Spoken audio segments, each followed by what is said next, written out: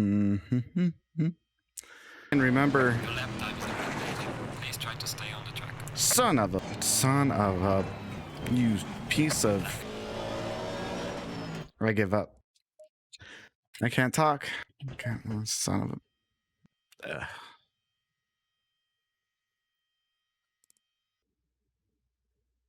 Hello, everyone. Welcome back to the channel. Today we're going to be looking at the Aston Martin V8 Vantage, the AMR V8, the 2019 version at Suzuka. I have a race coming up, so I had to do a setup for it anyway. So I'm kind of cheating a little bit. But this one actually turned out surprisingly amazing. As you'll see in the video, ended up running my fastest lap ever at Suzuka with this car, and I can't wait for you guys to try it out and see how it feels for you. Speaking of races in the future, if you ever want to race with us, we have an amazing community, and I stream every Monday, Wednesday, Friday at 8 p.m. Mountain Standard Time, 10 p.m. Eastern. Link is in the description below, so please feel free. I can talk, I promise, maybe not so much. I don't promise. Anyway, feel free to stop by, say hi, and come join us on the racetrack. It'll be a lot of fun. Additionally, if you want any of the setups that I've created in the past or will create in the future, jump into the Discord. All of them will be posted up there for anybody to use and download and share, or whatever you want to do with it. Just, stop by, say hi. Say hi to everybody. So, enough of me rambling. Let's go ahead and jump into the setup video. And show you what I came up with. I'm really excited for this one. Okay, here we are looking at the default aggressive setup. And as we're taking a look at this, again, we always talk about tire pressures. This will be something that we will adjust after we're on track, so we won't worry about this right now. Electronics. So the Aston is a little interesting as far as the electronics go, and I encourage you to try different settings, but again, I'm going to go ahead and use default's pretty good, so 2 and 2. I'll just decrease ABS here. Front brakes and back brakes, again, we want to set pad 1s. Again, these are just sprint brake pads, so up to an hour and a half, you'll be fine. Anything more than that, you probably want to use pad 2s, and pad 2s will last you up after 12 hours. Pad 3s, you kind of want to stick to more super long endurance races or wet races. Pad 4s are simulation brakes, and they essentially show you what it's like when you have your brakes go out on you. So don't use brake pad 4s at all. In fact, they weren't supposed to be in the game, but enough people were like, hey, you should add them if you're in actual simulation. So Kunos ended up adding those. But yeah, don't worry about pad 4s. You won't ever use them. Looking at the mechanical grip here, a couple things that stand out. Again, we'll go out on track with just the aggressive setup just to see how it feels. But a couple things that I noticed is that the roll bars are neutral, slightly on the softer side, which I can understand, because there are a lot of corners that you want to utilize the curb on, and if you have your anti-roll bars too stiff, you could be lifting a tire off the ground. And I'll show you when we get on track. It's mostly through the S's, just after turn 1 and 2, that you'll notice that. Wheel rates, 145,000 and 155 on the rear. Again, I don't see anything necessarily wrong with that. The only problem is with a front engine rear wheel drive car, you typically want the back end of the car softer than the front end. So we'll probably want to adjust that. Dampers, again, we won't really worry about dampers. When you get more advanced into the setups and are starting to use software like Racing Sim Tools, or you're using Motec, then you can really fine-tune your dampers. But for right now, in this setup video, we're not going to worry about that. Aero variation. This is my go-to. Whenever I have any issues with the car, any prominent issues, I always adjust the aero.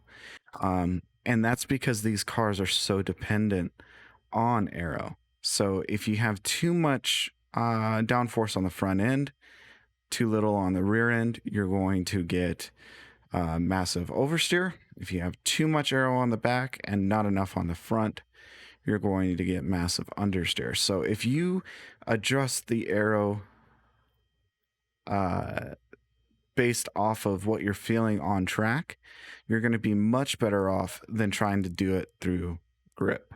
So step one is always aero for me. Actually, correction. Step one is always tires, then aero, then tires again. Go out, do a couple laps or a few laps, see how the car feels. Come back in, adjust aero. Always adjust aero.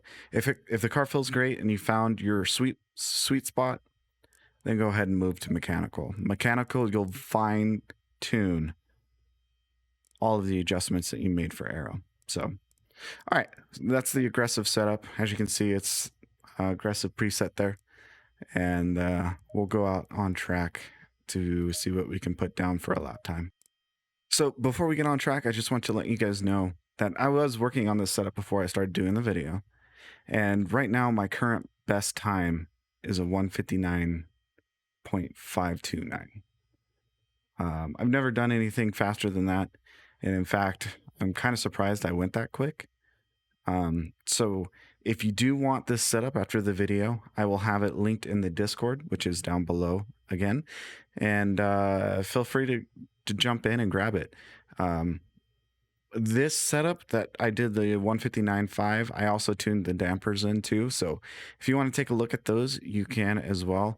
And if you have any questions, feel free to ask them while you're in the Discord, or pop in and say hi, or come stop by the stream. All right, let's jump out on track.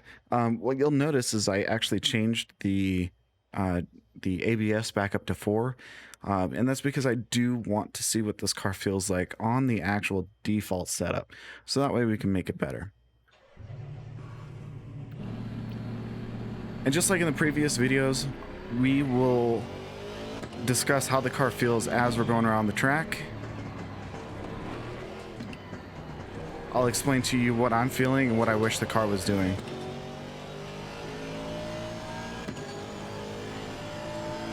And you'll also have a reference of my fastest lap as well. So we'll have kind of an idea of where we're losing the time. A lot of understeer there.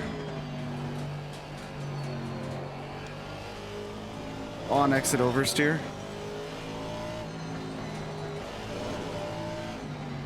You can already see how much time I'm losing.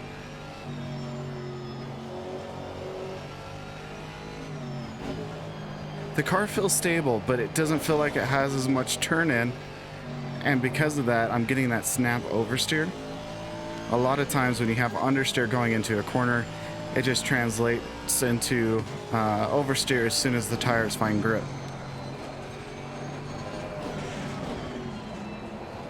Feels like the front end is a little too low there. Going over that curb, you need to utilize that braking point. And if you can't, the car is just going to slide through the corner. So we might want to raise the front right height. Pretty sluggish coming out of the hairpin.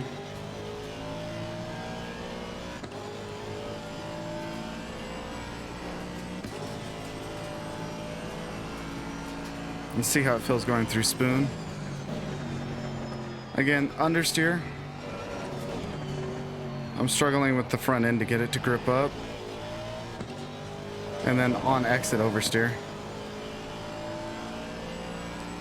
So essentially the front end it feels too tight. The front end of the car feels too tight, and the back end of the car can't catch up. Yeah, I just understeer straight off the track there.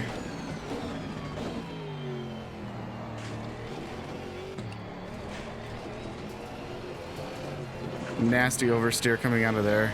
You should be able to go flat out in second gear coming over those curbs. So we have a lot of work to do. I was 201.4. So 2 seconds, about 2 seconds off of my PB. All right, tires. Tires number 1. So we'll increase to 27.5 here. Again, you're looking for PSI hot. 27.3 is what it's currently at. 27 on the right front. 27 flat on the left rear. 26.9 on the right rear. So we want to adjust this. How do you want to adjust it? Good question. You want these to say 27.5. So really easy. Just increase by 0.2, increase by 0.5, and increase by 0.6. Yeah, there we go. Electronics. We'll go ahead and leave it. Like I said, I will bring down the ABS to 3. In fact, I think we can get away with TC1. ABS 3. Tire set. Don't worry about tire set. That's going to change. You have unlimited tires, so you can continue on. It's not a big deal. I just, like I said, was working on the setup before the video. Arrow. Here we go. All right. So we were fighting understeer into the corner, which translates to oversteer on exit once the front end finally catches up with the corner. The back end just kind of snaps loose. So how do we fix that? Well, one thing I mentioned is that the front of the car needs to be raised a little bit to go over some of those braking points on the curbs. We don't want the car to bottom out. So we'll raise that a little bit, just to 56. We'll do 1 click there. And as you see, when we do 1 click, it automatically shifts the aero balance to the back of the car by 0.3%. So you're already inducing more understeer. In order to fix that, we want to raise the rear ride height, which will then shift that aero balance to the front of the car. I've noticed on the Aston, it loves having a positive rake, meaning the back end is higher than the front end. So one thing I want to do first is increase this ride height. For me, my sweet spot is right around 2.8%. This is going to change based on how you drive. It's going to also change based on the track. For example, you won't be able to drive. For example, if you're at Monza and you have no aero on the back wing because you want top speed, well, you can decrease the ride height as much as you want, and you're never going to get down to your aero balance. So keep that in mind when you're tuning doing a setup for each track. But in this case, I like 2.8%. So we'll go ahead and target that. And then we'll go out and see how the cars feels. Now, I already know we're going to want more rear wing. And how do I know that? Because there's a lot of high-speed corners that you do want more aero on the back. Plus the Aston itself, for whatever reason, with that positive rake, likes to have a lot of rear downforce. So that brought us down to 1.6. We'll go ahead and raise this back up so we can get that 2.6 to 2.8. You know what? We'll do 88, 56, 10. And we'll see how this aero balance feels. I have a feeling it's going to be pretty spot on. And my feelings are pretty strong because that's what I ended up going with on the setup. All right, so let's go back on track before we jump into mechanical grip, and we'll see what kind of improvements, if any, we have made. All right, here we go. Into this chicane here. Let's see what these aero changes made the car feel like. Sometimes I know how to talk. You will find a lot more benefit when you make aero changes, and the reason I say that is because when you're just solely relying on mechanical grip, you'll solve things like understeer and oversteer problems, but not to the extent that you can with the aero balance.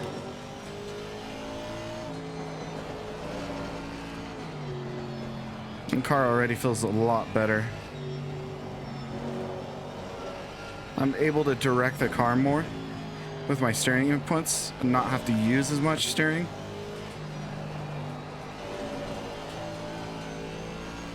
And the car's doing exactly what I want. As you can see, we're already down to a predicted 2-minute flat. Braking over that curb was 100 times better. I saw a little peak at a 59.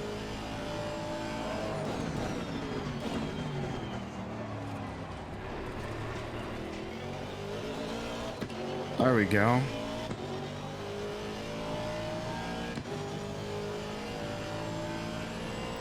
Yeah, our predictive lap time is looking 10 folds better. Braking into spoon, I have plenty of grip on the front now.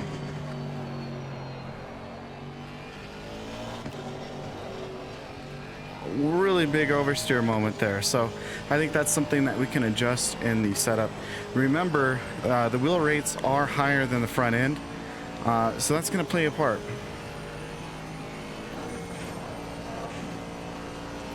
But going through 130R is better.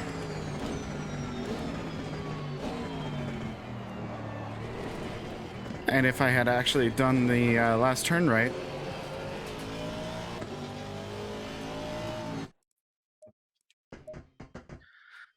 oh, YouTube is hard.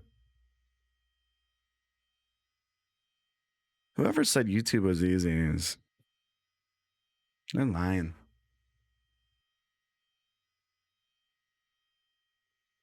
They lying. All right.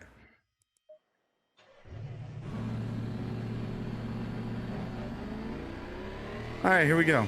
Let's go ahead and see what this Aston can do.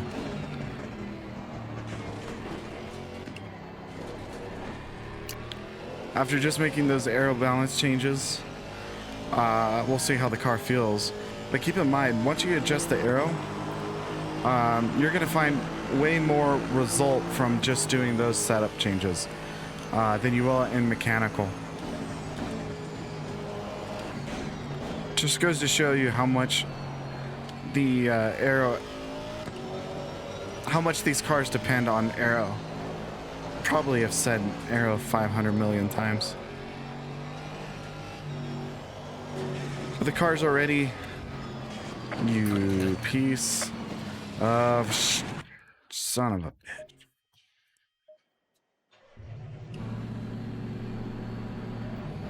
All right, here we go. All right, here we go. Into the first chicane. Let's see what these aero changes did.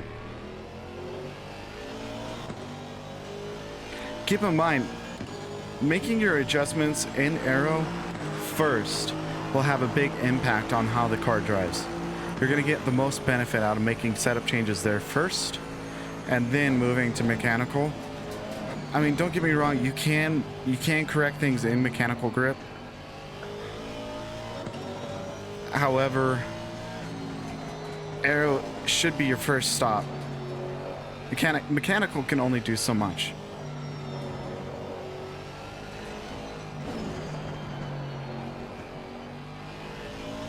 Well, the car feels better. Now I have a lot more turning. And the car feels like it actually wants to turn now. So that's a benefit.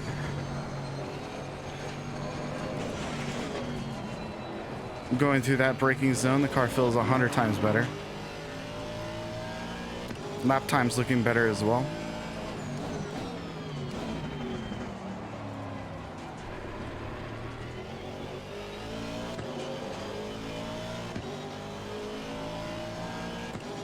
But one thing I am noticing is that the back of the car is way too stiff, so we're going to need to soften those wheel rates.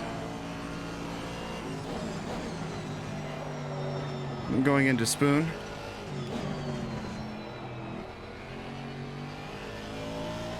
Yeah, the car really wants to break loose on the exit of that corner. That's something that we can certainly fix.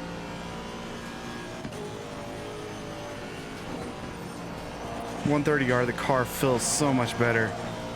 No understeer.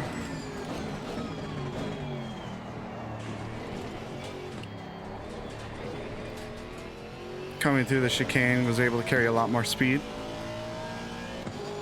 And it looks like we've already knocked like a second off of our lap time. Look at that.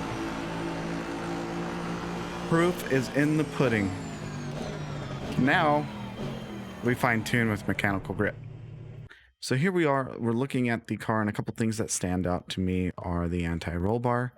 In my setup, I ended up going with 8. That makes the front end of the car incredibly stable and stiff. That's where all the weight of the car is, and you want to make sure that you have that stability in some of the braking zones. And it worked out really nice for me, so I'm gonna set that to 8.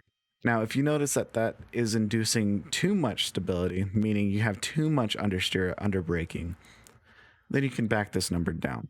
So play to this on your own tastes. Go up or down 2-3 clicks just to kind of see how it feels. But remember, after every change, go out and do your test laps. See how the car feels. All right, brake power, always want at 100%. Brake bias, 64%. We'll drop that back down to, I think 62.4 will be good. Steer ratio, I never touch this. Essentially, this is just the ratio of the steering wheel to the... It's like if you were to reduce your wheel of rotation. Instead of using 900, you drop it down to like 720, so on and so forth. It makes it more sensitive when you're turning your input's more sensitive. There we go.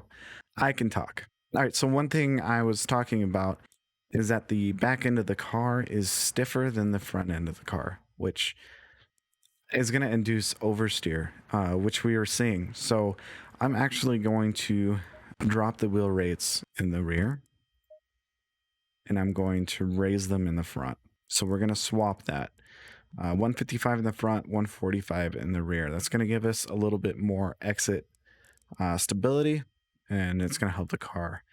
As far as the anti-roll bar in the rear, you can play this to your own taste. I think 3 will be fine.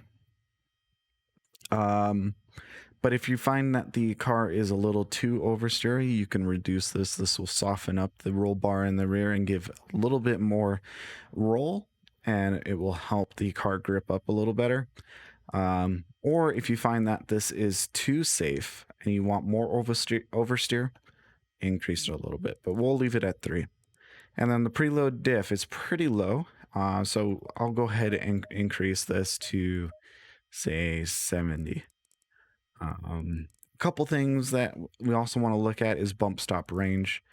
It's currently set at 3. I don't foresee any problems with it being set at 3, so we will leave it there. Bump stop range in the rear, we're really not going to worry about that too much. Having too low of a bump stop range on the straights will actually cause the car to slow down and not have the top speed that you want, so we'll leave it where it's at. And the reason is because if you lock the back end of the car up like this as you're going down the straight, obviously you're going to create a wind sail effect. Having that freedom for the back end to move as you're going on the straight and the car comes down with more pressure on the rear wing, you will actually pick up more speed. You won't have that big old whale tail up in the air. I hope I'm explaining this right, but feel free to leave a comment down below and tell me how horrible my video is. I would love the constructive feedback. Again, we don't have to worry about this. We'll go ahead and do 2 and 2, and then tire pressures look fine. Maybe a little high here, so we'll bring that down. Okay, before we get back on track to test the changes that we made, there's something that I noticed about the traction control and the TC2 here. And a little trick that what I found works really nice, believe it or not, is 1 and 8. Now, I don't know if this is a bug or if this is real to life, but it feels amazing. So the Aston does have some like top end oversteer when the turbo kicks in, and running this configuration right here eliminates that. So If you're struggling, give this a shot. Do 1 and 8 or 2 and 8 and see how it works for you. So let's go ahead and jump out on track and see what we can do as far as a lap time. All right, here we go. Let's go ahead and take a look and see how the car feels now. I don't know why I said take a look and see. It's not like you can actually take a look and see how a car is driving. You feel it. Anyway, coming into turn 1, turn 2, two pretty crucial turns in the Suzuka track.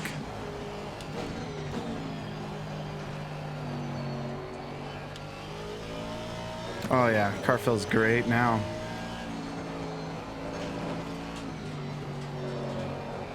Really can chuck it in with so much confidence.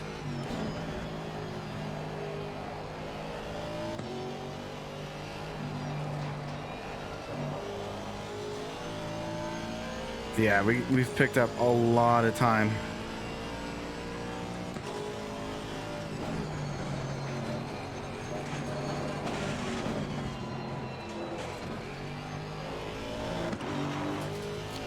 Look at us go.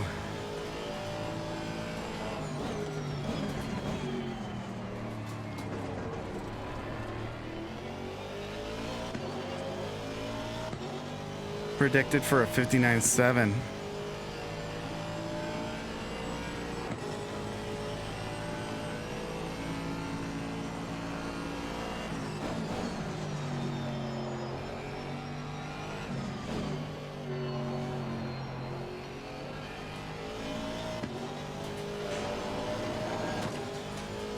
You can get on the power a lot sooner, but yeah, the car feels great. 159.9 is the predictive.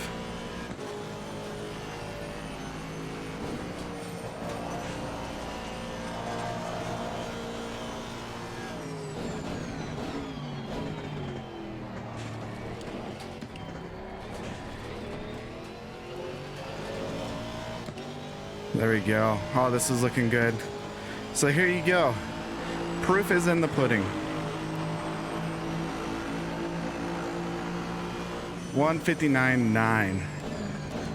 And keep in mind, my 159.5 that I did, that was including setting up the dampers. So you can still squeak out a little bit more in this setup, which again is going to be available for everybody to use in the Discord. Link is in the description below. And I can talk, but I'm out of breath because I'm old and fat. So, where does that leave us? I will end the video off with running the 159.5 that I ran on track earlier during the creation of the setup. Keep in mind, this is also when I tuned the dampers as well. So, it might not feel the same as what you're seeing on screen right now. However, what I will do for those on console and those who aren't able to download the setup, I will show you my dampers. And this is what I ended up with. The car feels amazing. I could drive 159s all day in hot lap with this setup. That's great. So, again, let me go through this real quick for you. Here's the tires, the electronics, the fuel, mechanical, dampers, aero. And one last time, I know I'm beating this horse to death. Setup is in the description below. It will be available to everybody through the Discord. Just jump in there and grab it. And say hi while you're there. Say hi. But again, thank you all for stopping by. If you like this video, please smack that thumbs up button. God, I sound like a typical YouTuber. If you don't like this video, you can hit the thumbs down button too. That's fine. Just leave a comment that you were here, maybe. And if you haven't already, consider subscribing. We're growing this community, Area 52, and pretty excited for what's in the future. But until next time, and until you hopefully stop by the stream Monday, Wednesday, Friday, 8 p.m. Mountain Standard Time. 10 p.m. Eastern. Have a great one. Stay safe, stay healthy, and have a wonderful night, day, evening, morning, or I don't know. We'll see you.